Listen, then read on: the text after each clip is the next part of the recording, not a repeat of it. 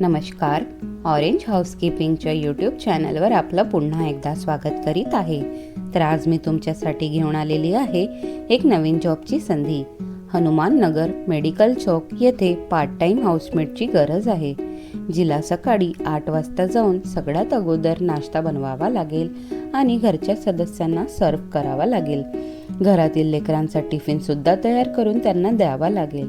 नंतर स्वयंपाक करावा लागेल. त्यानंतर घरचा झाडू पोछा करून निघालेली भांडे घासघूस करावी लागेल.